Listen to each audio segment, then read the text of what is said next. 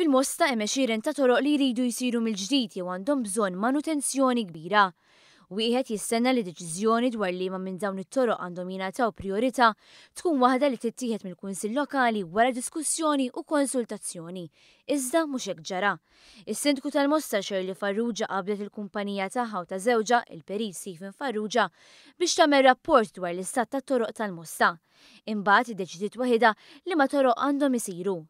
Meta ħadet din id-deċiżjoni ħallit barra toroq li ilhom biex isiru bosta snin, saħansitra 25 u 30 sena. Iżda li qajjem iktar dubji f'dan il-każ huwa l-fatt li dan ir-rapport inżamm il-bot minn għajnejn il-kunsilliera l-oħra. Ma kien hemm ebda laqgħa tal-Kunsill Lokali li fiha Farrugia ppreżentat ir-rapport biex il-kollegi tagħha fil-Kunsill Lokali ikunu jistgħu janalizzawh. Dan ifisser li Shirley Farrugia lanqas biss iddikjarat il-konflitt ta' interess li kellha meta qablet il-kumpanija Malta Planning and Design Consultants li hi tar-raġel tagħha. One News ikkonferma wkoll mal-Malta Financial Services Authority li Shirley Farrugia nfisha għandha isma' f'din il-kumpanija. Abbażi ta' dan ir-rapport li tad-dettalji dwaru l-orizzont intefqu €1,500,000 minn fondi pubbliċi.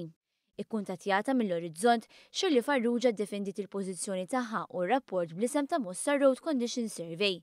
Iktar minn hekk qalet li dan huwa eżempju ta' kif għandhom isiru l-affarijiet u saħqet li dak li għamlet għandu jittieħed ta' eżempju. Fil-Mosta teżisti rabja kbira għal mod kif ħafna toroq tħallew fi stat ta' abbandun.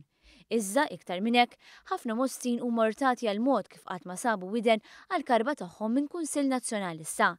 Issa qed jirriżulta li dan seħħ għax it-tabiba Farrugia kienet konvinta minn jiem wara l-elezzjoni li tkun todbiss id-deċiżjoni tagħha abbażi rapport li għamlilha żewġha.